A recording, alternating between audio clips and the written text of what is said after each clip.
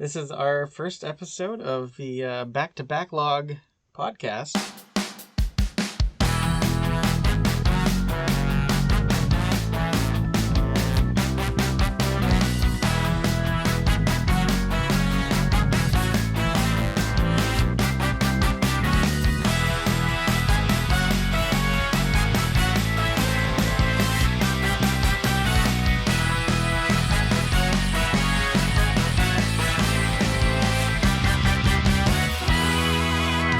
Welcome, everyone listening.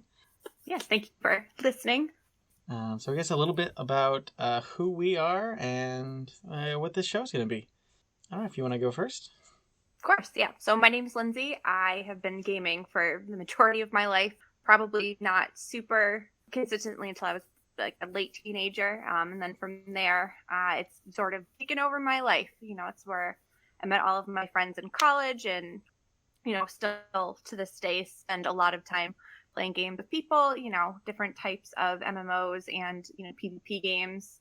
Or we'll just all play, hop into Discord. We're all playing something different and chatting. So it's been definitely a social thing, as well as I'm not super competitive, but I can be in certain games. So it's a good outlet for that as well. Nice. Yeah, I'm Sam, and I've definitely been playing games for as long as I can remember, although we weren't really allowed to have gaming systems for a long time, and that just made me want to play games more, of course, as it happens. I've heard that story a lot of times, to the same effect of being super passionate about it later in life. I've done a bunch of hobbyist game development. I'm very involved in game jams, and so I just love just the art of making games. So I go into playing a lot of games with that eye in mind. And I've gotten big into sort of the retro game scene with like original hardware on old systems, and that's been really exciting and fun to get into. So, yeah. It's funny that you mentioned not being allowed to own gaming consoles. I totally could have younger. Like, I would go over to my cousin's and play his N64, and I'd have fun. It just never occurred to me that I could ask for one of my own, and Yep. that like I probably would have gotten it. The first console I ever had was a Game Boy Color that my parents bought for like $10 at a yard sale, and like that was at the GBA era. And Yep. then I That's got a good era. it was a really good one. And then again, like the Game Boy Advance was out. Like I knew people that had them, but like I never thought to ask for one for myself. And then for my 13th birthday, again, not anything I asked for. My grandparents got me a Game Boy SP and the Lord of the Rings Return of the King game. And yeah, that's kind of what sparked it. I could have asked for stuff, and I'd never thought of it. Like I'd played it with other people, but it was never something that I thought, yeah, I could do that. I could own that. Yep. Wow. I've honestly heard variations of that story. Less so from other men, but definitely from other women. Yeah, and I don't know. Yeah. That might have had something to do with it too, because everybody I knew that played video games up until I was in high school, they were or like maybe middle school, were guys. I went to my male cousin's house, and my male friends played video games and would talk about it, but it's not like anything I ever considered. Yeah, I totally like, the exception to like, it was very, very male dominated for a while, although the exception was like Game Boys or DSs later on, and like Pokemon and that sort of thing, like definitely more balanced in those spaces. But yeah, I totally, yep, I agree. Yeah, I think the DS really opened the market for like younger girls because they had those like pets games. And I mean, my sister did own, it was like a Barbie Game Boy like spy game, and it was actually a bunch of fun. I was a teenager and I stole it from her because it was fun. Yeah. But I think that the DS did a really good job of marketing it to like, girls like 6 to probably about 12. Yeah. I think it was a lot more kind of an everything platform in the way that like 90s PC games were. Where like you didn't think... and it was affordable too. Yeah. They weren't that expensive. It's not like it was a Wii that was, I think had a similar kind of library, but they were more expensive, and then the controllers were ridiculously expensive. Yeah. So yeah, I guess we should mention kind of, I don't know, what we're going to be doing with this podcast, and why we even are recording this, like where we fell down this rabbit hole. Yeah, Um, it has kind of become a rabbit hole, but in a good way. yep.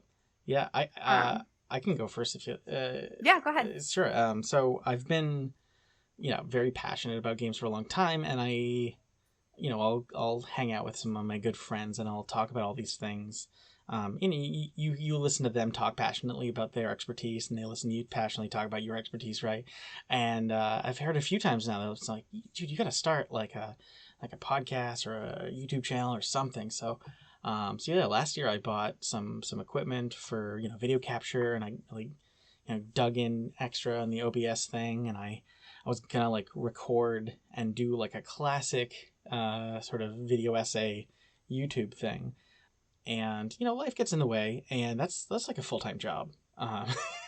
And I have Yeah, one of those already, and so that didn't go as same. far as I'd wanted it to. But I still really just want to talk about games. So yeah, I think you have a similar story. Yeah, I mean, games have become such a huge part of my life. I game every day.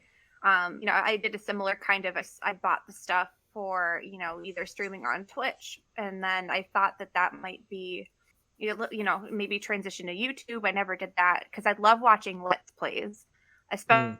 especially like the chaotic ones. Like I love like Call Me Kevin. I love watching people torture their Sims and like just ruin things, like purposely try to break games. Gray Still Plays is another good one. Like, I'm pretty sure companies just send him games because they're like, well, if anyone can break it, he can. Um, Yeah, that's fair. and I can't think of too many, kind of women in that same space. There obviously are female streamers and female, let's play Yeah. YouTubers, but I don't think they have the same. Well, I They think never have the same following yeah, either. I think a lot of them get pushed out of the space Yeah. or by the sort of toxicity of community. Hmm. I think one YouTuber I'm an extremely big fan of is Pushing Up Roses, and she did a ton of fantastic stuff talking about mostly point and click adventure games from like 80s up to 2000s. So like King's Quest, like all of them, and various games like that. But she did kind of get all of the games she wanted to talk about kind of out of her system, and Hmm. she didn't want to keep going down that road because of all the work it took to sort of moderate and deal with all the Yeah, I comments. imagine it gets exhausting. Yeah, so How many hate comments can you see before it really gets to you? oh yeah, so I think she's transitioned to doing a lot of other different types of content that's also really Yeah. good, sort of nostalgic television stuff like Murder She Wrote and Goosebumps episodes and that sort of thing. I sought her out, because I wanted to find a Let's Player or someone doing game stuff that that was a woman. So I sought her out originally, Yeah. and it's a shame that she's not in that space anymore. But she still has, you can still go back and watch those fantastic videos. But yeah, I totally, yep. Yeah. But I mean that's part of the reason I'm here too, is because I can offer different perspectives. I've been a gamer. It's not. I don't want to say seriously, but pretty avidly since Oh I yeah, was about 16. I worked at GameStop. I was the president of the Gamers Guild in college my senior year, so I have a pretty yep. pretty extensive background with Heck yeah, and not just playing, but like the social aspect and trying to get people to either play as a group or cooperate or not be super rude to each other. mm-hmm. It's funny because yeah, we are different types of gamers who like different types Very of different. games. Yep, Yep. and it's funny you mentioned sort of both the Gamers Guild in college and sort of the GameStop experience there, because that's kind of that circles back to like how do we know each other, like who are we, well how do we know each other, and Gamer skills. yeah Pretty I much. yeah I was never part of it because I was kind of off doing my own thing for Hmm. various different levels of yeah I was young whatever, but I definitely enjoyed the company of all of the people in It was that a good group. group. Yeah, it really very much was. Yeah, um they were exclusively pretty much who I hung out with in college. It was the Gamers Guild. Yeah, like even outside of the weekly meetings, we met up on the weekends. We played games, tabletop games, video games. hmm Social drinking. Going out, yeah that type of thing. Yeah, it's funny because your group in college reminded me a lot of a group that I was also kind of like friends with, but not 100% in high school that I knew a bunch of really great folks who played a lot of cool games and were able to sort of meet weekly enough to do a D&D, tabletop thing. Um, Nice. yeah. So like I was already like comfortable. I was like, oh, I know who these people are. These people are like Yeah. this kind of awesome group. Okay, yeah. Yeah, So nothing that I did in college was different than, high school too yeah, much, at least when it came to gaming, because I'd already played yeah. D&D. I think college was maybe the first time I played Pathfinder, but actually I don't know if that was out when I was in high school. Probably I think not. so. I don't It came out after 5th ed when 4th ed was a thing, right? I think when Path, it came out, because everyone was like, ew, 4th ed, and they came out with Pathfinder or something like that. I, I don't remember. I feel like Pathfinder came out before 4, but it could have been after. It was And definitely then it took more. over because no one Yeah, wanted to play 4. right. Yeah. I've But dabbled with 3.5, and I've more recently dabbled a little bit with 5th, uh, yeah. but anyway, we're not Yeah. we're not a tabletop podcast, but it is No, no, fun. no, no. I was just using it as an example. Absolutely, no, absolutely. Yeah, so I mean, we've been good for good acquaintances for a while, and I've bumped into you at Mhm. your, at the GameStop here and there and sort of thing, and yeah, I was just trying to reach out and be like, hey, I don't really want to do this purely on my own. Does anyone else want to do a podcast? And you were at the same point. I got time. You were in Got the time. same. Got the chat going on. Yeah, no. So it was a good time because I definitely needed something to occupy a little bit of like creative space. Yeah, I look forward to catching up and like seeing where Yeah. your gaming opinions lie and kind of chatting about different things, which is really exciting. It's almost more Yeah. more exciting than somebody I know the back of their hand and what Exactly. they Yeah. play. Well, we have such different types of games that we like to play too. Yep. And then there's a lot of commonalities too. Like we, are interested in the same sorts of games, but the games I think we're really passionate about are different. Yeah. Well, I think that leads us into our main topic today. Our Then. favorite games. So we picked a good handful of our favorite games.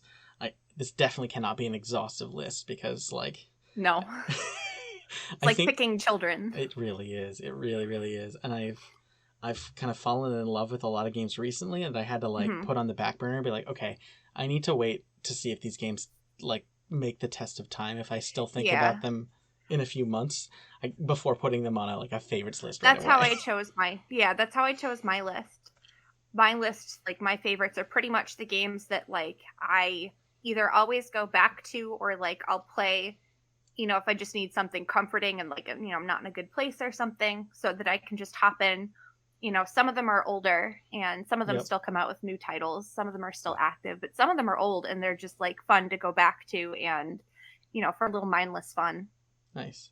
Were there any tough choices in your list? Like things where you're like, I do see that you're thinking about some as a series and some of them as like, here's the entry. Were any of those tough?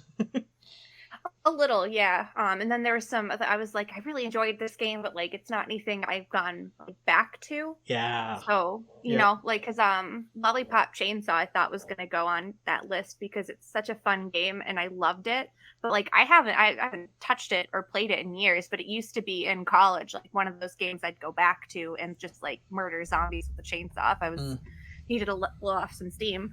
Yeah. There's a few games in there that I was like, oh man, like if we had a list of top 10, maybe I would have put it on there. But like, I haven't thought about that game in eons, sort of thing. Yep. It was definitely hard to choose. Yeah. Wow. So what do you got up first? So Borderlands 2 is my first choice because I think it's the best installation in the series. It has the best DLCs. I think it had the best story and the best gameplay. Yeah, I played it on 360, and then I played it again on PS4 when they came out with the Handsome Collection. Gotcha. And I think I have it for PC too. Honestly, I've been very tempted to play it a couple times because there's good. Well, there's both a Vita version and like anything that supports the Vita I was like all up on, and then there's also like a PlayStation VR version, and I'm like, oh man, maybe.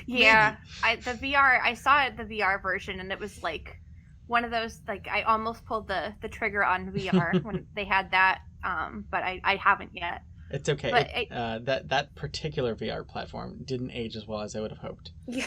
Oh no. Um, it was good, but it's like going to newer platforms. It's hard to go Hmm. back, I will say. Yeah. So, I mean, but I like looter shooters in general. mm, And I think Borderlands is just like it's pretty out there. The characters are funny.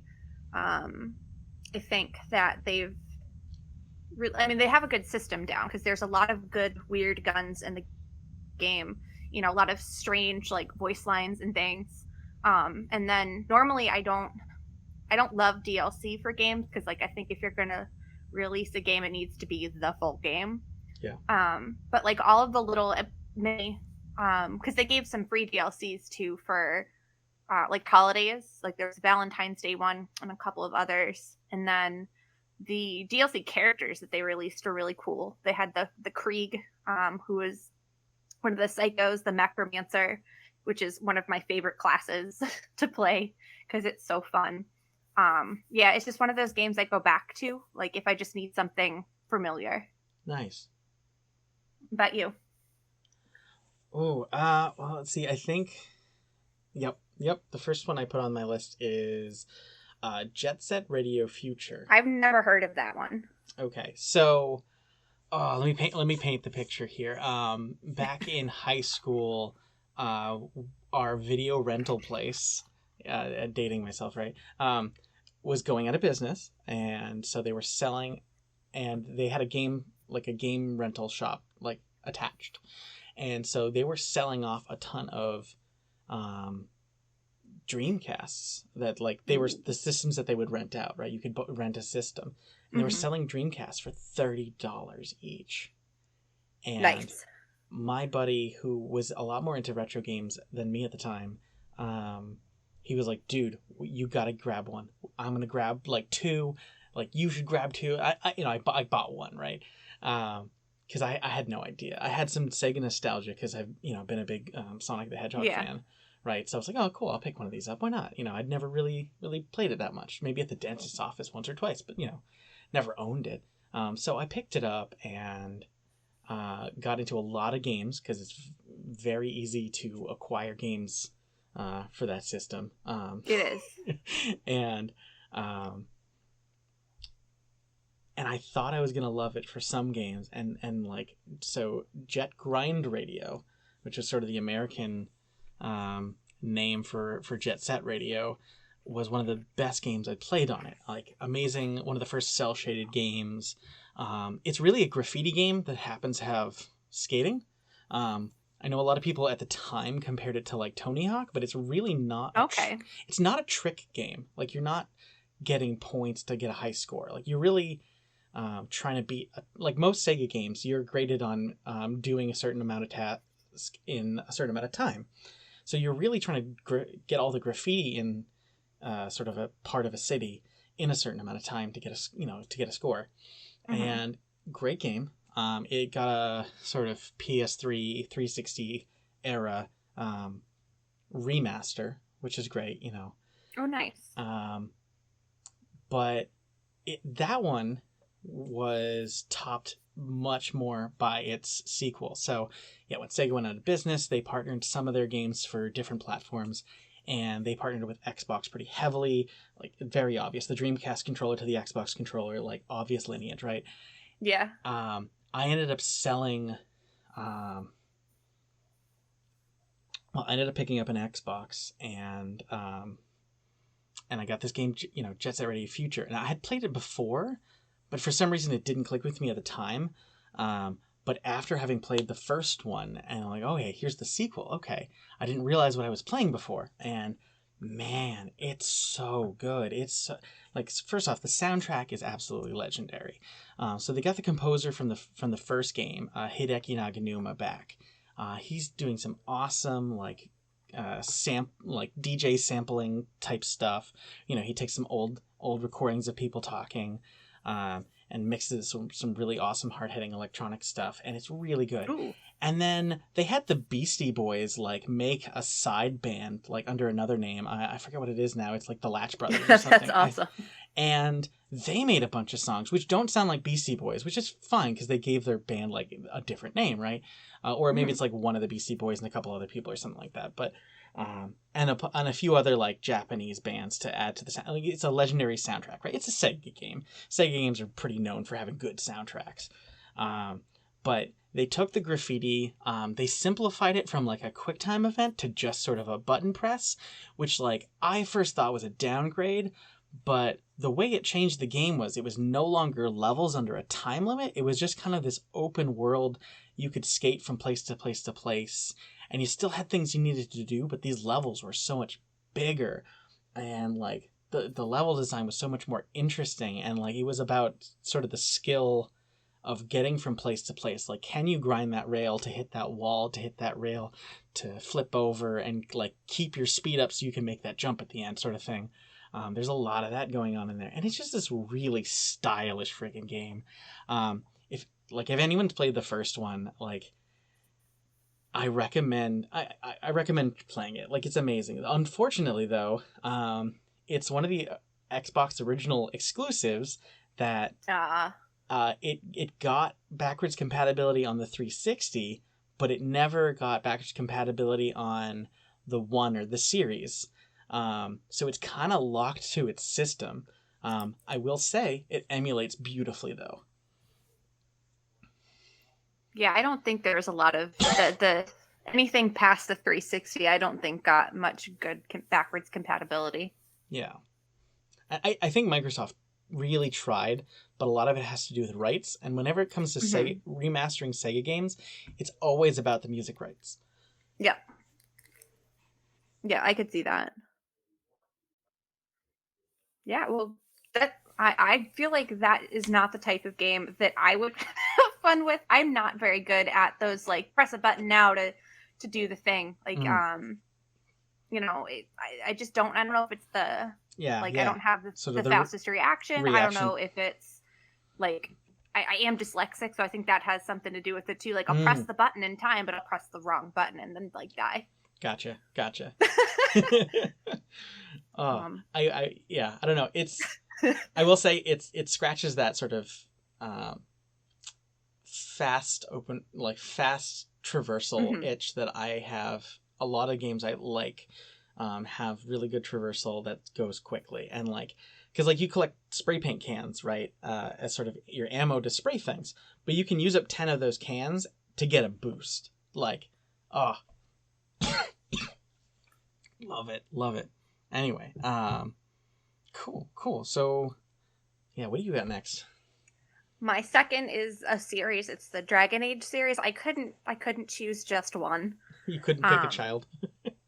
yeah, I mean the first one obviously Dragon Age Origins was the first one I ever played. And I've played all of the games minus a couple of the DLCs for 2, and I don't think I played through all of the DLCs for Inquisition. Um Origins has a great story. The story is really good, but it is very dated. Like you can still go back and play 2 pretty easily. But like the battle system for Origins it's pretty clunky now. Mm, Like it's definitely like has like more of a like an like an older like feel for an RPG. yep. Um, which is it was cool at the time, but it's just hard to go back to that. Yeah. It's the same reason I have a hard time going back and playing like old Final Fantasy games that like it just feels slow and kind of dated. Yeah. But the story was really good. The characters were really good, and I liked how um, like all of the decisions you made had different outcomes. So like I played through the game, a bunch of different times, and I don't think I ever got the same outcome because I would just make different choices every time, Yep. which was really cool. Um, 2 is so good. And a lot of people didn't like it because it was a very different game because basically you're following the main character Hawk through like their life in a city, like after they fled their homeland because of the blight. So, and it is basically just. I mean, I don't think it felt limited at all because it brings up a lot of really interesting storylines and characters, and it's one of the like I think the driving features of the game because you get to know each character really well and the smaller world really makes it, I think, more interesting. And then the outcome at the end, like, is the kind of the catalyst for the uh Inquisition. It Oh, the sets the next. stage for that, for Yep. the mage and the uh why can't I remember the Templars, the mage and Templars and their scuffles. And I mean, I think they're more than scuffles, but it just really, one thing sets up fluidly into the other, which I thought was really cool. And then the BioWare made, when Inquisition came out, like, you could create a profile and like attach your save data Oh. from the first two games, and all of your games, like your decisions from like a set game playthrough, where you could set them yourself if you couldn't import the data Yeah. too. Oh, I love when games do that. And I it love when they do Yeah, that. and it would import your choices to Inquisition. So like, and it sometimes really changed the world setting, and not, I don't want to say in like huge ways, but in some ways it really did. Like, if you made certain decisions in Origins, certain characters were dead. It's kind of the same thing, depending on what you chose. And two kind of set the stage for some things in Inquisition, and it was really cool to see how all the games were really connected, and like, it was really cool to see your choices be reflected in different games, like a totally different game.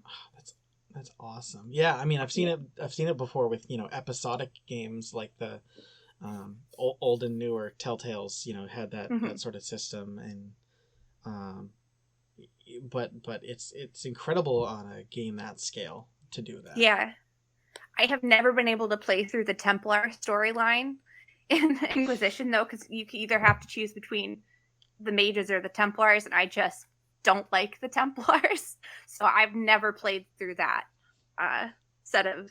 Normally, I don't care, but like, I think their whole order is just so irritating. So I'm like, Yep. no, like, I'm not going to be the cops. I'm sorry. Yeah. No. It's.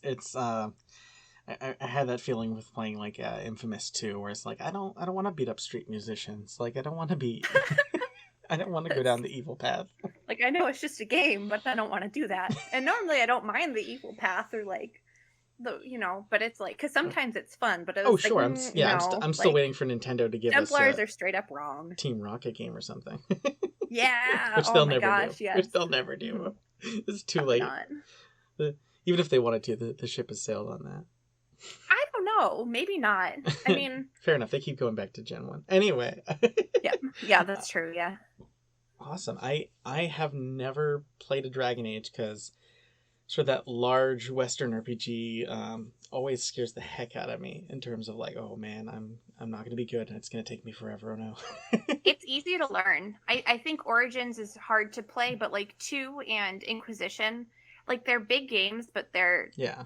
like, because I feel the same way about Skyrim. Like, I have Yeah. a really hard time focusing and like staying to a path in Skyrim, but Mm-hmm. it is a little more linear. Dragon Age is a little bit more linear, Yeah. which I like. I also have a it's totally a me problem. The sort of medieval fantasies don't compel me on their own. There has to be No, like so much else going on for me to get into something that's a medieval fantasy. I think so. No, I feel very similarly, and I Ah, think yeah. Dragon Age has that like special thing that really got me into it. Cool, cool, What is nice. your next fave? Okay, so yeah, I did pick a favorite, and it was really tough, a favorite in the series. So, I think I'm gonna have to go with Half-Life Alyx. That's like, Um, I like Half Life in yeah, general. yeah. I played the first Half-Life a little bit here and there, and some of the source titles, uh, that were sort of made at the same time, sort of the multiplayer conflict stuff. But um, I will say Half-Life 2 was absolutely groundbreaking for me when I first played it. Hmm. And I still think that Half-Life 2 holds up immensely well. I think And maybe that's the only one I've played. yeah, I mean, Half-Life 2 is brilliant. And it's sort of follow-up episodes. Episode 1 was okay. It was decent. Episode 2 was insanely good. And in fact, I think it tops the the main Half-Life 2 in a lot of ways, and is just as long. It's just as big a game, which is why they didn't make an episode 3, because, they made a 15-hour Half-Life 2, a 4-hour episode 1, and a 15-hour episode 2, and they're like, oh, we can't do episodic here. That's not how we work. And then, we all know, Half-Life 3 confirmed. Valve can't count to 3 sort of thing. But I will say, Valve has been an insanely wonderful sort of positive influence in the VR space and helping develop the technology. Like, they worked with Oculus when it was just like some Kickstarter with Palmer Luckey, and a little bit of backing from John Carmack, brilliant man. But Valve was very involved in the VR scene for a long time, and they ended up hiring on the guys who made Firewatch. And Half-Life Alyx is the next is sort of a Half-Life Alyx takes place between Half-Life 1 and 2, and it's kind of an origin story for why, how Alyx got to be such a badass. Okay. And if you've ever seen Firewatch, right, you've got a main character who is going through an adventure, and they've got a voice and then some things they got to do, and they've got to explore a space, and they've got somebody talking to them, over a communicator, right, the walkie-talkie or something, right? Half-Life Alyx takes everything you love about the Half-Life series and all the insane amount of polish that Valve puts behind their games. Like, I almost don't mind that it takes them forever to make games, because they always put such they're insane always good. care. They're always pretty good on release. Like, they don't usually have to patch them a ton. Like, they're very playable. And on the other side, though, like, they keep patching their games even to this day. There's still still patches for TF2. Half-Life 2 and TF2 and Portal. Like, they got a patch the other week to make running on smaller screens better, because they're prepping for the Steam Deck. But like, they've been patching it for the whole time. So they take that amount of polish and they just add the Firewatch team and all of the things that the sort of the VR development community has learned of what the best practices are, and they just made something that I keep coming back to it. I like Half-Life 2. It's one of those games that I could play once a year. Although kind of Alyx I've played like maybe 4 times, and it only released last year. And one of those playthroughs, of course, is the developer commentary playthrough, right? Oh, that's cool. Yeah, so a lot of the Half-Life... That's such a cool option. Yeah, a lot of the Valve games have a developer commentary mode where they have speech bubbles in the level. Huh. You go up to the speech bubble and you hit, the interactive key, and they tell you how they developed that section of the game. And they might so cool. They might pull the camera away for half a second to sort of focus on something. And in Half-Life Alyx, it's a little headset, and you grab the developer commentary headset and you put it on your head and you let go. And now they're talking to you like you've put on the headset from the developers, and they tell you, how they developed this particular system or another, which is brilliant, because then you see inside. That is cool. They tell you how much care they put in, like directly through a commentary. It's fantastic. As a kid growing up who wanted to do film stuff and getting absorbed in DVD commentary, it's beautiful for the sort of game dev hobbyist side of me now to be able to do that with their games. But yeah, they put so much time and effort and care, and it's such a brilliant story. And sort of the man on the headset that's following you is this kooky guy who gives you these gloves that are sort of the precursor to the gravity gun. Mm-hmm. So you can kind of grab things remotely. Like, you can just point your glove at an object, and there's a little line that draws to it, and you can just flick your wrist back and grab it, which is brilliant in VR, because you don't have to awkwardly sit down, like kneel over and try to reach past your sort of the boundaries you've drawn on the ground. Like, these are the safe boundaries. You don't have to awkwardly kind of reach out to no, you just flick your wrist and boom, you've grabbed some ammo, and you put it over your shoulder and you let go, and now it's in your backpack.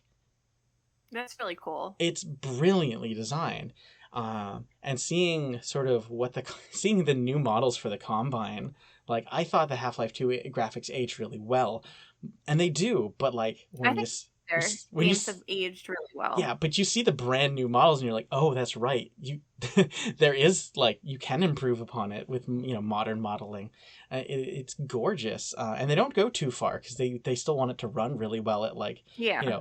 144 frames a second on an index. Um, so they don't go too far with the poly count, but it's still beautiful. And I think, just like Half-Life 2 had this fantastic moment with Ravenholm chapter, where it got kind of scary, but they were showing off a really cool mechanic. There's a level in Half-Life Alyx called Jeff, and it's all about you sneaking around this sort of like fungus zombie that absolutely will destroy anything that it gets upset with, but it's blind. So you have to be careful about the sounds you make. And it takes place in a vodka factory, so there's vodka bottles everywhere.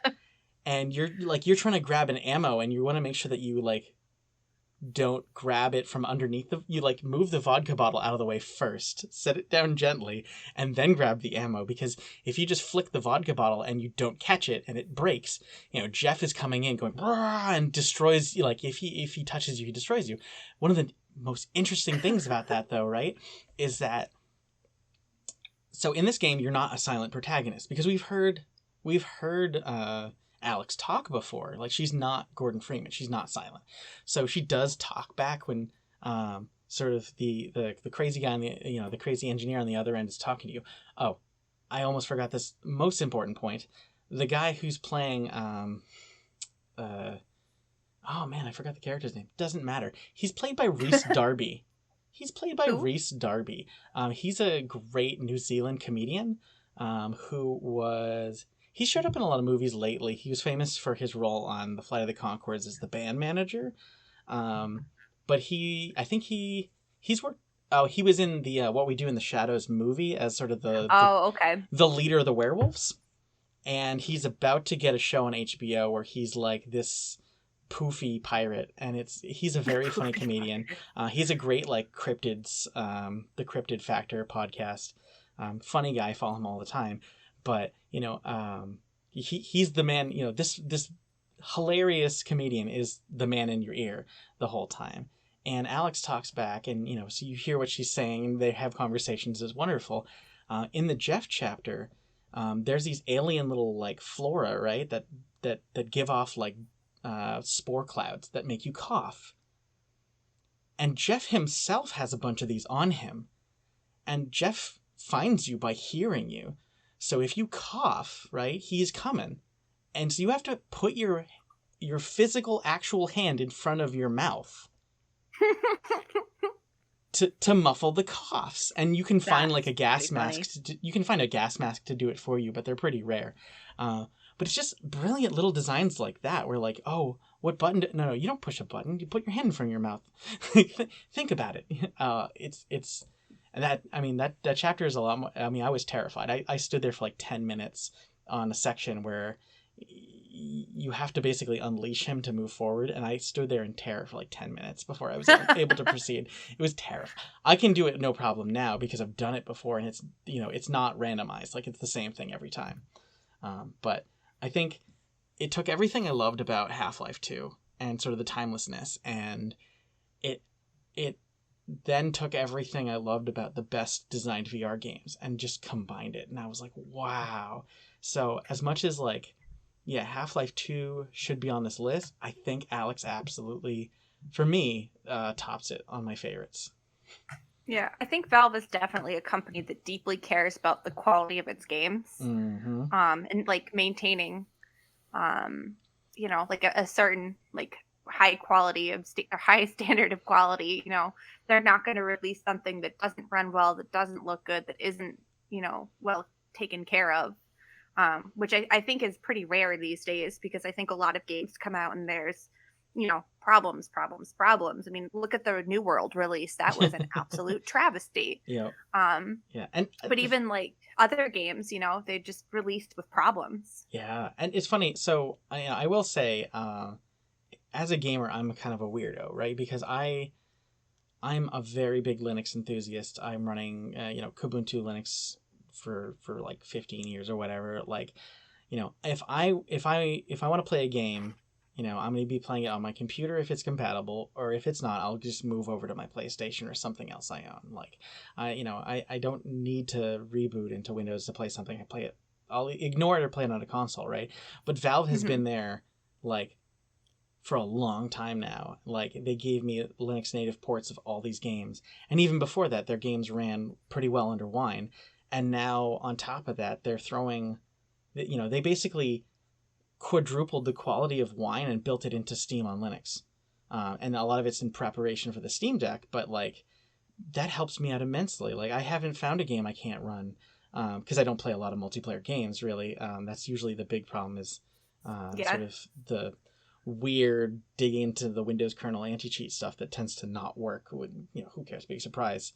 Or, I don't care, but it's not a big surprise that particularly complicated thing doesn't work, right? But yeah, they've been there day one, giving me native ports of these games, and that's, it's given me some amount of loyalty. They know who their audience is. Yeah, it's given me some amount of loyalty on top of all the quality they put behind everything.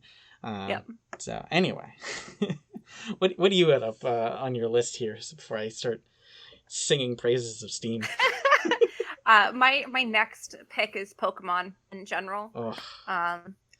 The first game I ever picked up was, I think it was Fire Red, when I bought my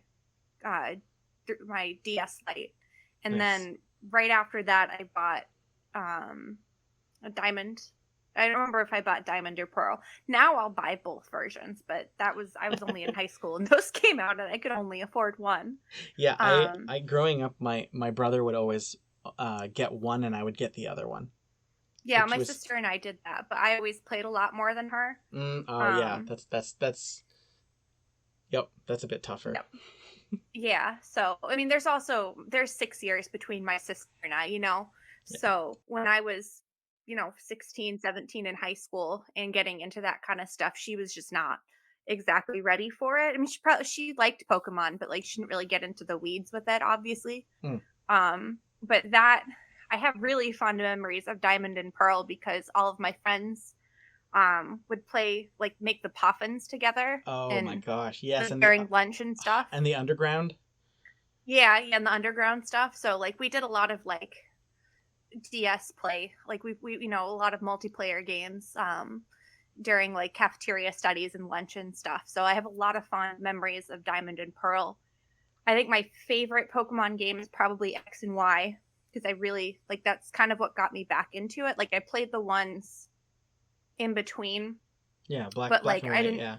I feel like there was kind of a stagnant, especially during that, like, black and white era, and like black and white 2 era. Like, I've never met anyone that has enjoyed those games, and they were okay. Yeah, I definitely really dug Black and White because of the clean slate aspect, but I never got into the sequels, because I was like, why are we making sequels? Yeah, it was a little weird, but then they did the Sun and Moon got sequels, and I haven't played the sequels, but I really liked Sun and Moon because they really, instead of gyms, they had I don't remember what they called them, but it was different. Yeah. And some people thought it was too easy, but I really liked how, like, just calming the game was. Like, it was an easy game, it's a different vibe. But like, that's kind of the comfort of it. Like, I don't go, like, try to get the best Pokemon team together necessarily. Like, I don't play with other people. It's really just an RPG that I can pick up and put down, and it's it's comforting, because even though it is kind of a copy paste concept, like, they do change it enough, I think, and it's kind of nice to have the familiarity.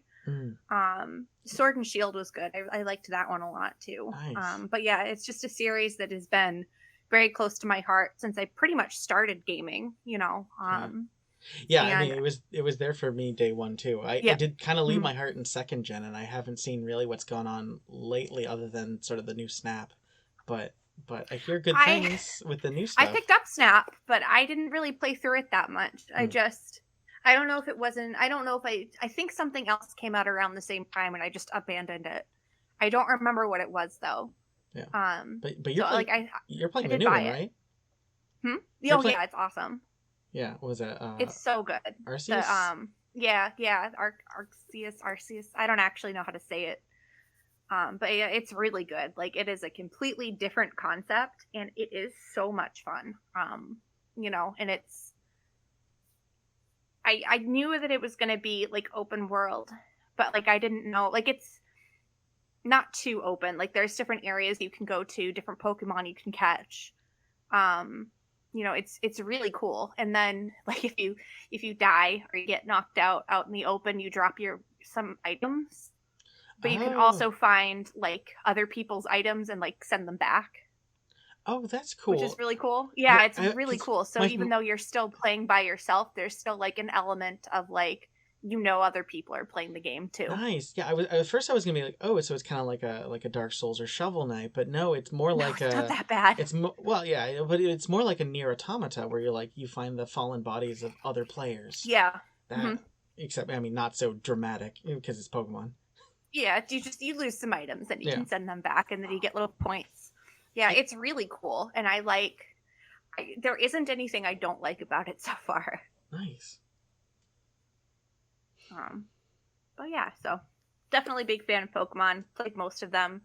Actually the only like themed consoles I have are Pokemon because I have the X and Y 3DS, and Mm, then when they came out with the new 3DSs, like yep, the regular sized ones that yep. they had originally only released in Japan with like you could remove the faceplates. Oh, cool. Yep. I got the red and blue version of Pokemon, and that's my new 3DS. Oh, that's really cool. That's really cool. Yeah, I. It's funny you say that. My DS Lite is a Diamond and Pearl DS Lite. Nice. Because that was when that game came out. That was my excuse to get a DS.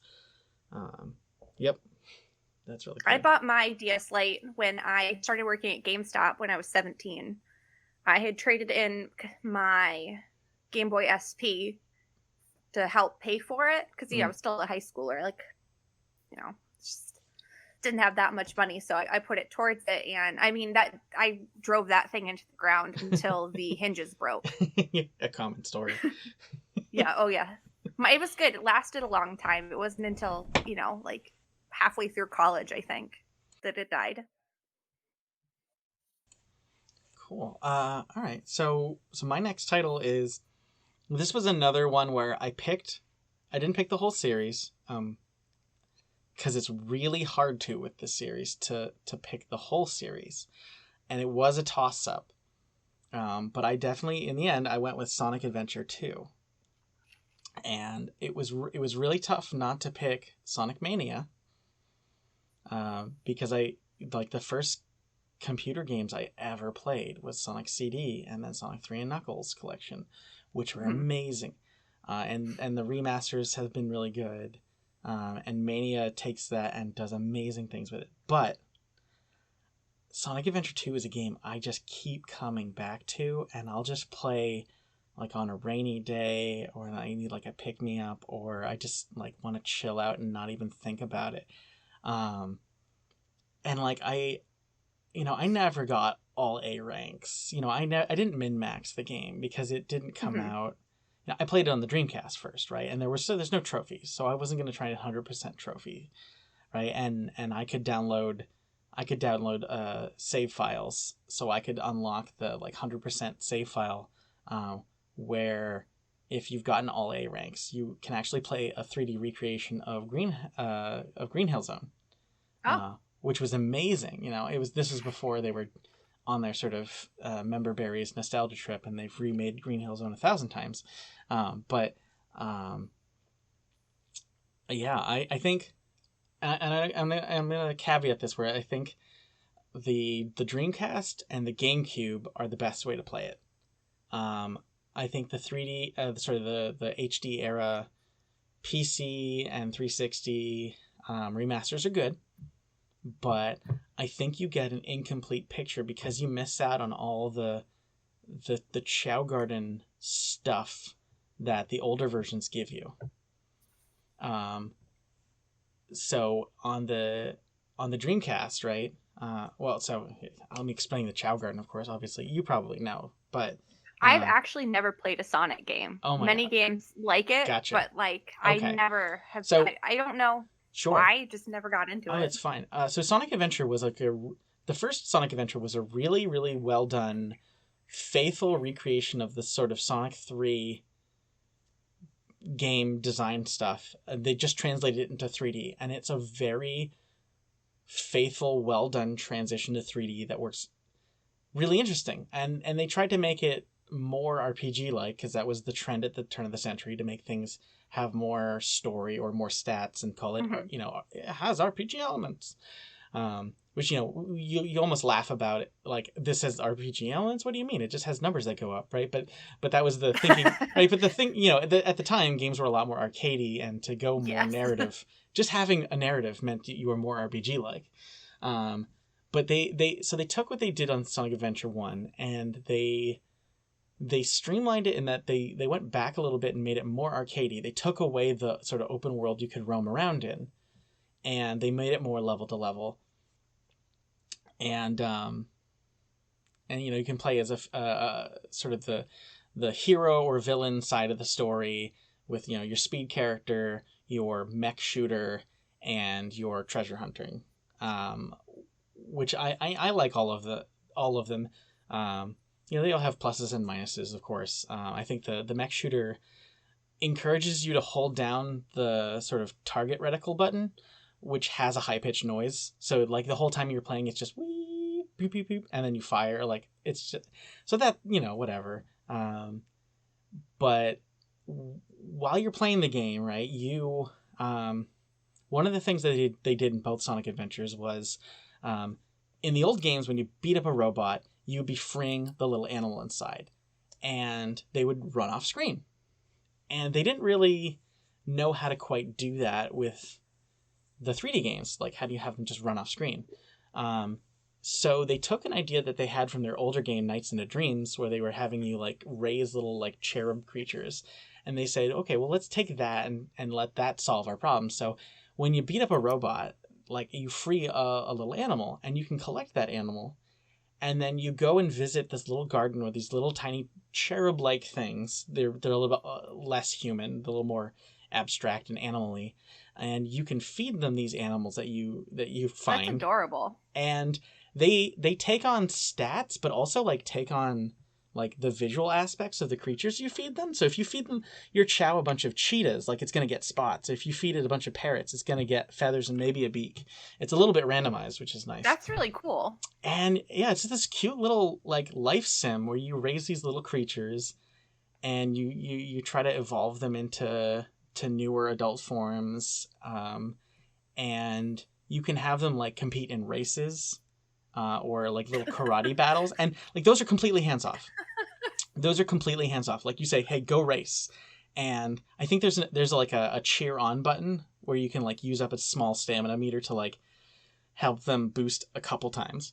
But for the most part, you're sitting there watching the Chow race against other AIs, and you just hope that you've improved their stats enough that they can win the race. Like, it's super chill to just hang out and watch this race. Yeah, that sounds like fun. Of adorable little like blue baby things happen. But you can do that in every version of the game. And I think the reason why it's better on the Dreamcast and the GameCube is the Dreamcast original, you could take your Chow and you could throw him onto your into a little bucket, and it would transfer it to your VMU. And if you've never played around with Dreamcast, the VMU, it's a memory card that's also like a tiny little LCD Game Boy. And so you had this little Tamagotchi game of your Chow that you had in 3D, and he's now on an LCD screen. And he goes on this little adventure, and you can help him level up, and there's like a whole storyline, like a cute little storyline of him like walking and then like finding stuff, right? It's amazing. And so they took that, and on the GameCube, what they did instead was, if you had Sonic Advance, they had a special mode where you could play the game, or you could go down to the bottom under options, and there was tiny Chow Garden. And on the GameCube, you could hook up the Game Boy Advance cable to the GameCube, and you could transfer your Chow onto your Game Boy. And so you have this cute little mini Chow Garden. Oh, wow. That's really cool. On a Game Boy Advance. And that was one of the first games I got on Game Boy Advance. And it was amazing. And you could like play with him. You could play little card games to earn rings and stuff, and then you could transfer them back. And you could, in both cases, you could use the VMU or the Game Boy Advance to transfer chows between games. Like I could take my chow with me to my friend's house and put them on their game on their TV and hang out. That's pretty cool. And like you could like, trade chow eggs or chows and this and that like that. It was amazing. And it's an experience, I think, like, and I hadn't done chow raising until like last year when I was doing a little bit of Twitch streaming. And it was totally this big blind spot that I knew like I thought was cool, but like I'd never done it. And I heard a lot of people, especially a lot of like my lady friends who like Sonic game, that was like their favorite part. Like they would play. I could see that. They would play the levels so that they could get the animals, so that they could play what they called the real game, which was raising their chows, right? And I would just be like having fun trying to play the levels and really kind of ignore the whole chow thing, which is another thing that's nice, that you can kind of figure out what you want to focus on. Like a lot of Sonic games, it's better once you've beaten it, and then you can just like replay a bunch of things. The replay value is more than the original play value, I definitely think, for a lot of Sonic games. I can definitely see the appeal of that as somebody who owns too many Tamagotchis. Like, definitely see that appeal. Yeah, so it's a great game. I replay a lot, and I still find new things to get interested in. And I definitely have rambled on a whole ton, but like that's why it's on this list. That's why it's on this list, right? Yeah, well, and I think Pokemon is like my like comfort nostalgia game, and Sonic is definitely yours. Yeah.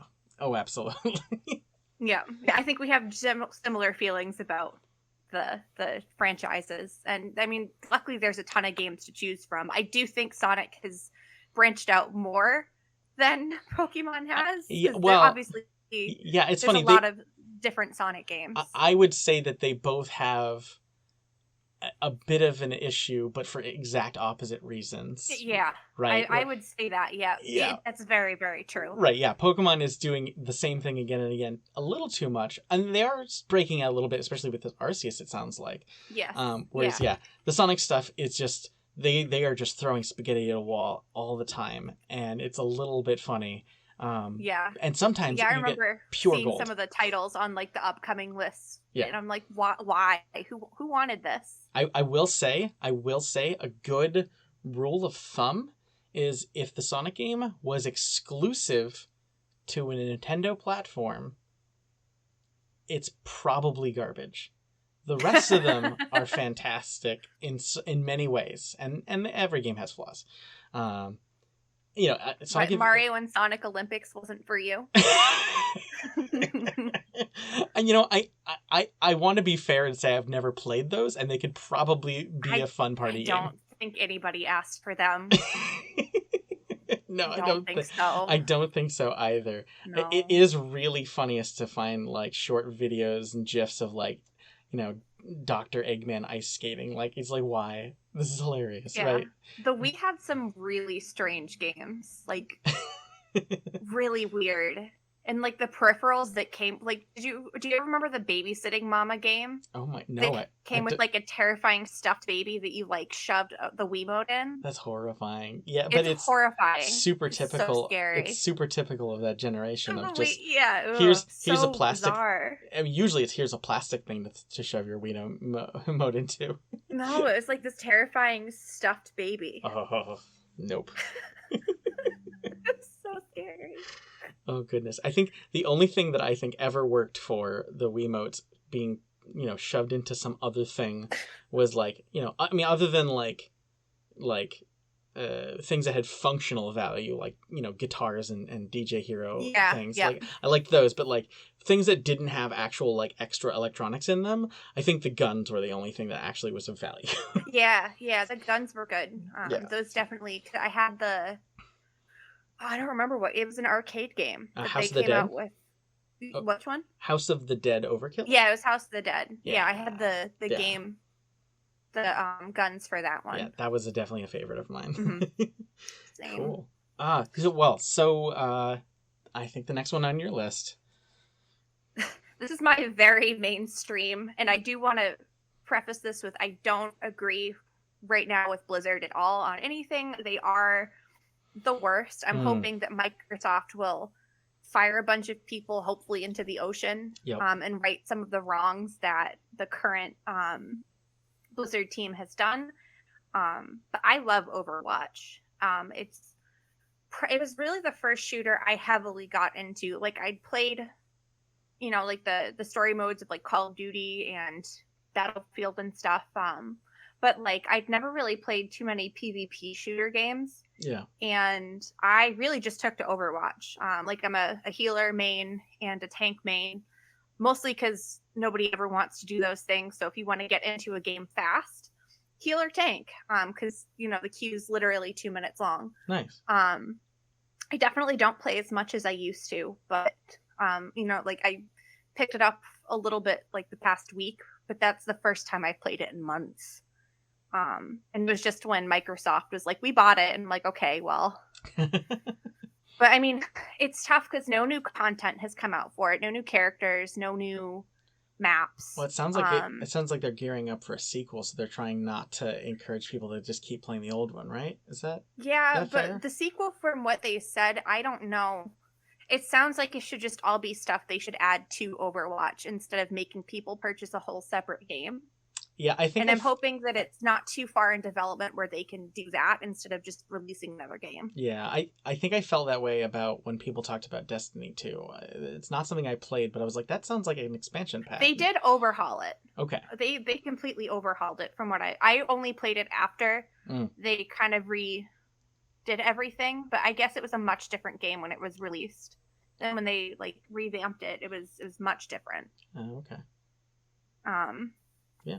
But yeah, I mean, I've met a lot of people through Overwatch. Like I've had like, I was part of an online gaming community for a long time, met people to play there. And then just like meeting people up in party chat in Overwatch. Like I've made a lot of friends, like online friends through Overwatch. And my gamer tag is Ska's Not Dead, which is very polarizing. Let me tell you, like every other game, it's either like, yeah, Ska's not dead, or F you, Ska's dead. Like, it's very polarizing. Whoa, I didn't realize that, I didn't realize there were people who were anti-ska. Yeah, or they're just like, name a ska. Like, I had somebody tell me to name a ska band that was like, oh, wow, super had been made in the past 10 years. But, like, it was weird. But, yeah, like, people get really, like, up in arms about it. It's very funny. And my friend, a friend that was playing with me, didn't believe me. And then like we played a few matches together, and like every match my name was commented on. He's like, oh my god, you weren't kidding. I'm like, did you think I was lying? No, it's polarizing for some reason. I don't know. But yeah. Wow. So it's very, very funny. I get a good laugh out of it every time.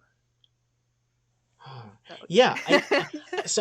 Again, it's another type of game that I don't tend to play. But I have seen a lot of video on it. It looks really interesting. It looks like they took the Team Fortress 2 formula, and like removed the racism for the most part. Nice. Not that TF2 is, but like it doesn't have a very good reputation. So these days, like for the people that play it. Like, I guess it's very toxic. Oh, I got you. That's more of a community thing and not like something it's that's like, built it's not into the game itself. No, the okay. game TF2 is nearly flawless. It's the people that are still playing it that are like Dota, League of Legends level toxic. I mean, that's the big thing with online games. It's not just it's not the code and the art alone. It's like the meta and the community management is also like almost as important as like what's in the thing you download. Yeah, it is. And I mean, I've definitely seen like a fair amount of toxic behavior in Overwatch, but normally like if people are being rude, other people are like, you stop it, like this is stupid. Yeah. Or they get muted or, and then reported. Nice. So it's good to see the level of professional management on a sort of mod level. Yeah, I don't know if it's still like modded that way. At one point it was when I played.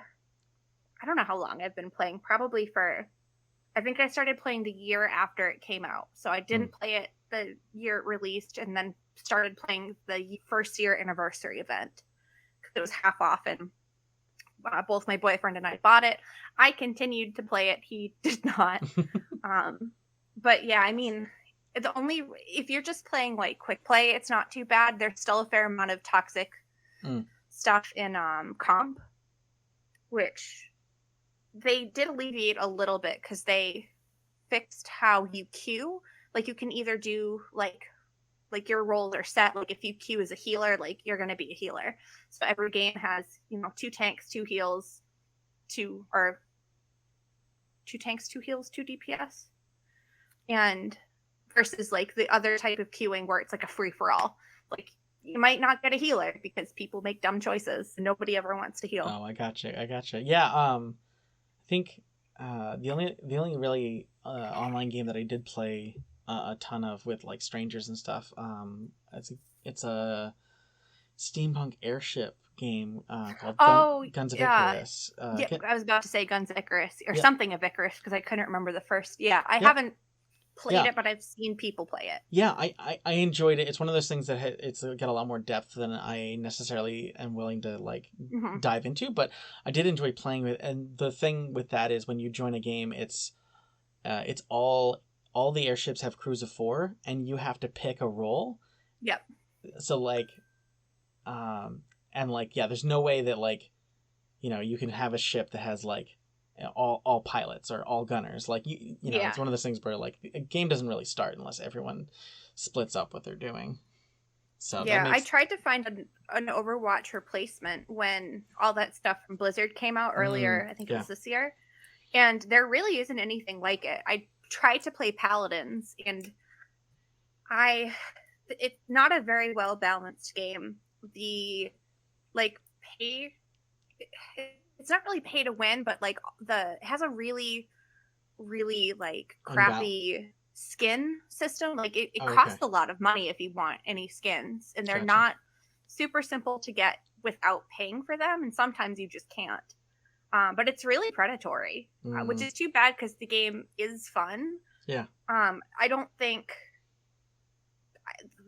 it was tough because I liked it, but it wasn't very well balanced because some heroes were like really powerful and others were just useless, and like there was no good balance. So I didn't stick with that, and then ended up just switching totally to Fortnite from Overwatch because there's nothing like Overwatch. Yeah. Well, I mean, here's hoping that Microsoft helps. I hope so. Helps them clean up, and that Overwatch 2 out the trash. Is worth. Hopefully, Overwatch 2 is kind of worth the overhaul. I hope so. Yeah. I hope so. Nice. What's your next one? Oh, this one. This one's a bit of a newer favorite, but it's almost as important as some of the other ones on my list. It's Heaven's Vault. So this game comes from an indie game studio out of the UK, who is renowned for their Ink sort of interactive fiction middleware. So they made like a whole writing system for writing interactive fiction. Like, you can make a choose your own adventure, except like it's way more powerful than just like a turn to page 3, but it's also like way easier to write. And the main thing is that your authors can go off and write and don't have to care about whether the game is like, the game build is working or not, because they can just work entirely on their own, and the people making the game can suck in their story, and it's very, very good technology wise. It's just easy to implement. So they're known for building that and then building all of their games on top of it. They got pretty famous for their 2014 iOS game, although it's been ported to everything, called 80 Days, which was a Around the World in 80 Days sort of very steampunkified adaptation where you play as Passepartout helping Phileas Fogg go around the world in 80 days, of course, but they made it this insanely branching narrative where you can go entirely different stories every time you play. So Heaven's Vault is sort of their I think their most ambitious game to date, because it's the only one that they've made so far that has been in 3D. and it's a bit more of an adventure game, like a not quite point and click, but you walk around the world and you can pick up items and you can talk to people. But the writing is so incredibly well thought out, and the world they've built, it's this amazing science fiction sort of oh I have to like rebase myself because my excitement has like overtaken my mouth entirely. So Heaven's Vault takes place in this place called the Nebula, and it's all these tiny little moons that are connected by like rivers through space of like water and ice. And throughout the game, you go to the different moons in this nebula and you sail them with this beautiful ship. And you sail these rivers through space, and like the visuals, like if you've ever gone to like the like space porn, Reddit board or whatever, where just you have those pictures of space and nebulas that are just colored in a way that makes them breathtaking, like that. But you're playing it, but you're sailing through it on a wooden ship through the stars. And the main character, Aaliyah, is, she's not a blank slate. She is got her own attitude. She's a bit of a dick. But like she's nice. She grew up poor and then was adopted by this rich lady who's the head of like the Imperial University, and she has like no idea why though. And she doesn't get along with her, but she like lets her leave Iox, the sort of the center moon of the Imperium of the nebula. She lets her leave and go and explore and be an archaeologist, despite the fact that nobody. So they have this religion about time being cyclical, about everything being a loop. The loop, they call it, and so their interest in history is to kind of get a preview of what the future is going to be. Right? They have this very strange, very religious sense of things, and she doesn't really buy it, but she is really interested in history. And she's going around, and you pick up pieces of ancient artifacts that have this ancient writing on it, and so unlike your traditional sort of adventure game, you don't have like, I picked up this thing, therefore I can combine it with that thing and unlock this thing. No. You talk to people, and like maybe you'll have to talk to this other person, but a lot of what you're able to do and where you're able to visit is based on what you're able to translate and find out. So you get these sort of ideogram hieroglyphs, right, where each little symbol is an idea, right? Kind of like a Chinese character sort of thing, but it's all English grammar style. And I think this word might be this, and I think this might be that, and you just say, okay, this is my guess, and you move on. And you can be wrong. You can be wrong for a long time, but there's only so many times, and you get context clues for each thing you're trying to translate, right? Like maybe you're translating some words on a cup, right? So it's going to be about drinking, and eventually you pick up a vocabulary based on what you've already translated, and some words include characters or include the entire word from something you've already seen. And by the end of the game, and especially by like the end of like your second or third playthrough, because I played it like 7 times because I was getting the 100% trophy lists. You can just look at Ancient and be like, oh yeah, I kind of know what this is probably gonna say, without even looking at sort of the words at the bottom that they let you kind of fill into the spaces, right, to solve the translation. They give you a few words, and you can kind of like, well, this is her guess, and this is her guess, and you can match up the word to the ancient hieroglyphs there. And that's pretty cool. Yeah, you can almost just read it. And there's like whole Discord, on the Inkle Discord. There's a bunch of people dedicated to like deciphering things or, writing things down, and it's incredible. I'm actually reading the novel. They released a novelization very recently, and I'm reading through that, and that has Aaliyah going through a path through the story that, there's like, I played it 7 times and not once did I have anything feel samey.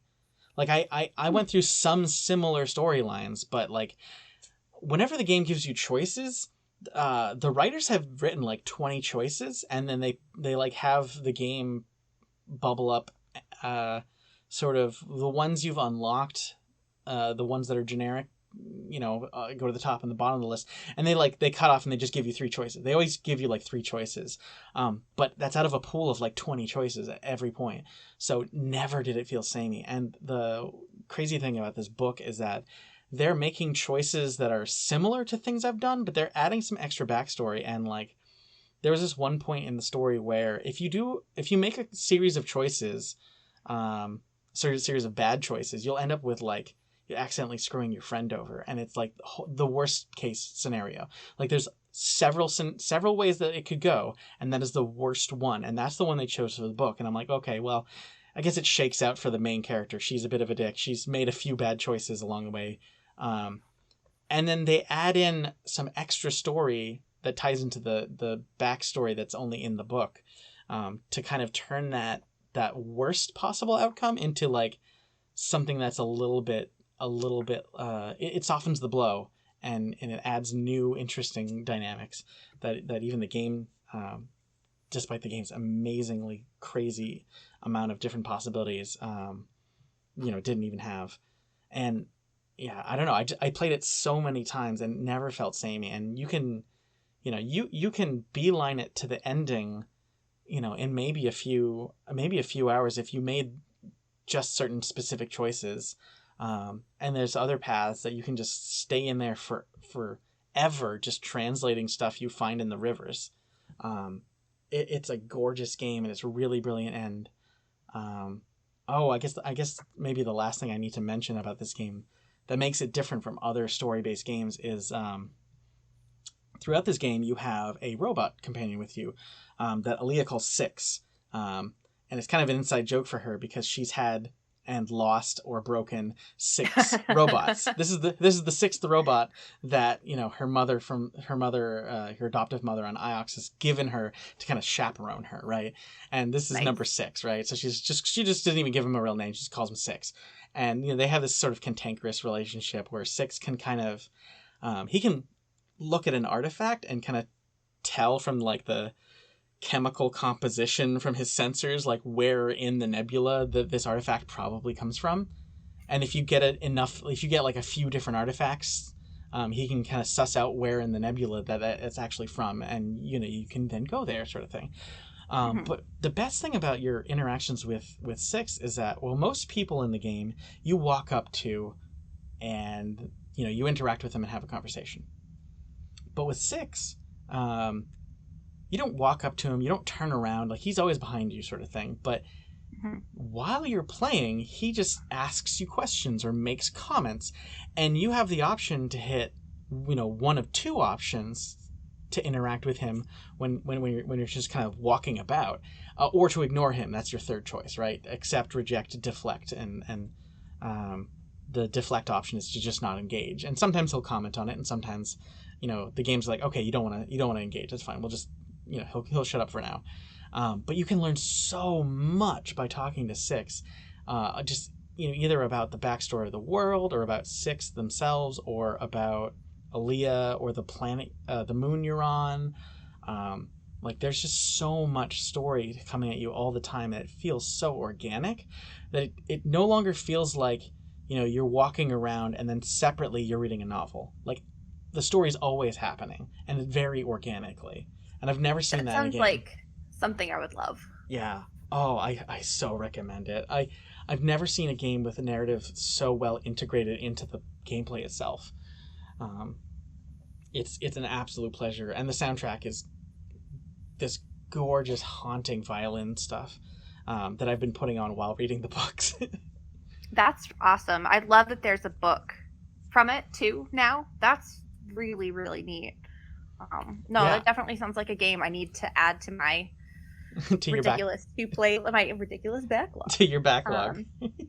Yeah, which is already substantial, but that sounds like, because I love stories that have an games that have an in-depth story, and that your choices depend on they create different outcomes. Like, I love that.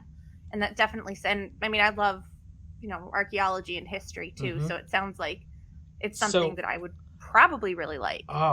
and one other little tidbit that's wonderful is the game dynamically chooses how hard the translations are, so the more you do, the harder they get, and that carries through to every subsequent playthrough. Oh no. No, but it's wonderful because it's always as challenging. It's always exactly as challenging. Like, you never come up with the same translation. It's boring, right? They always give you Oh, gotcha. Okay, something I see that's what you mean. exactly as challenging as it needs to be. But there is one translation near the very end of the game that I could not translate. It's the only one where the difficulty is not dynamic. It is like the very end difficulty. There's one translation that you can only read after replaying enough times to have built up your sort of dynamic difficulty, like your vocabulary enough to read.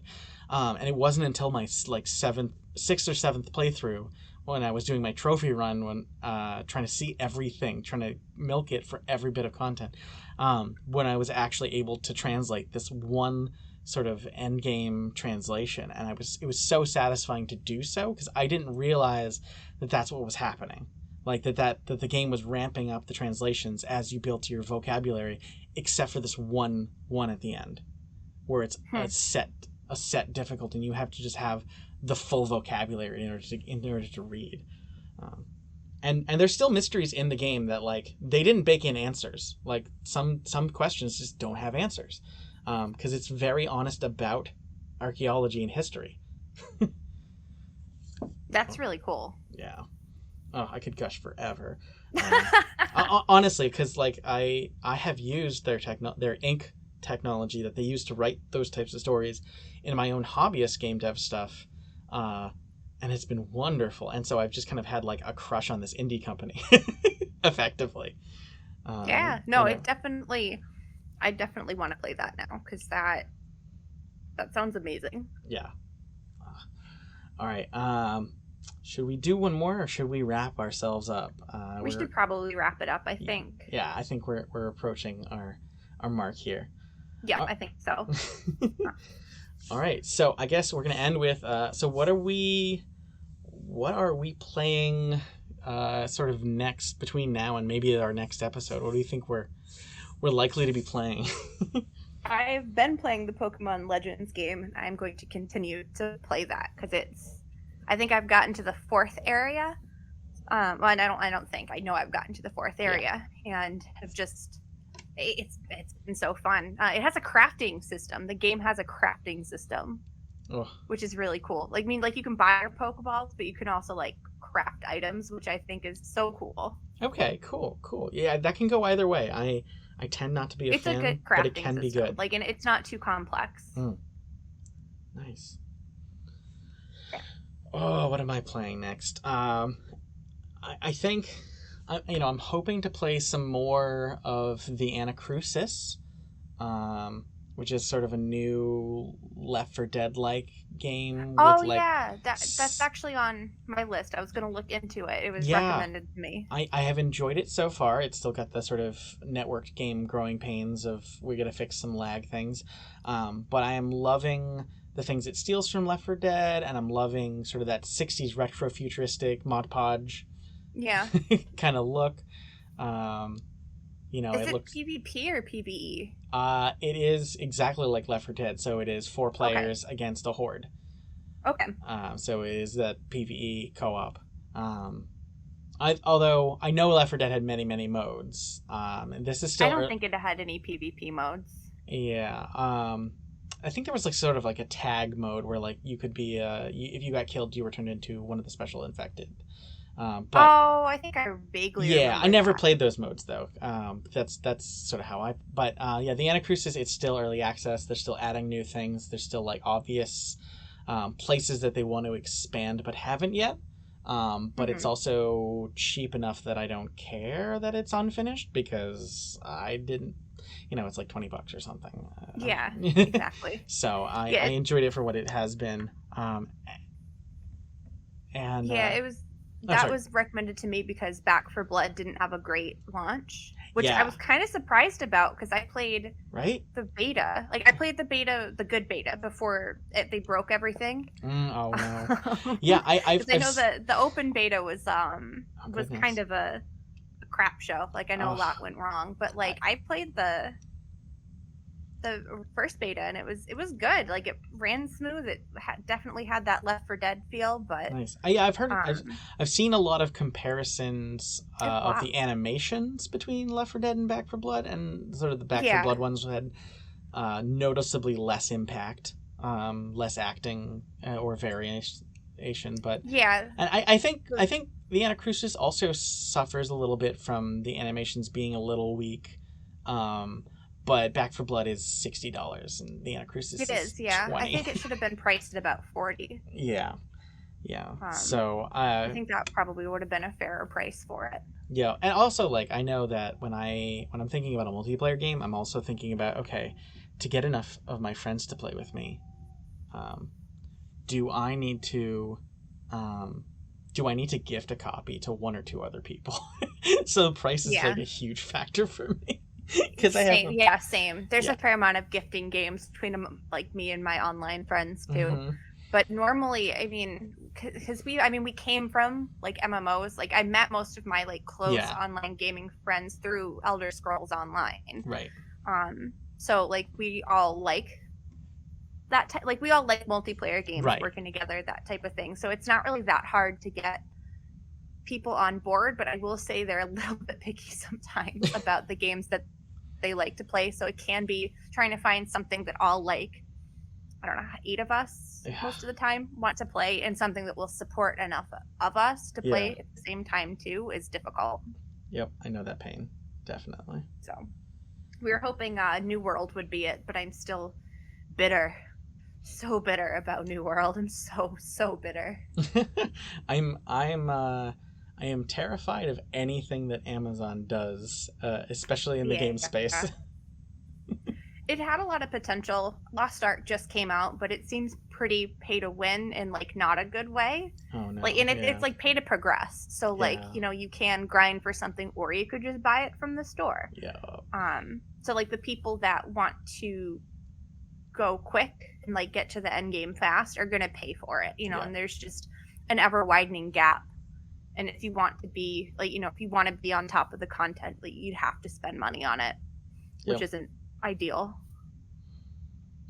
Gotcha. I played the beta. I don't think I'm going to be playing the actual game until I see more reviews, but it seems like it's a Neverwinter Arcade kind of model. Cool. Yeah. Well, I think that wraps up our first podcast. Yeah. Thanks everyone for listening to Back to Backlog. This was fun, and I hope you'll tune in next time. Yeah, thank you for listening. We definitely had a lot of fun chatting about games, and hope you enjoyed it as well.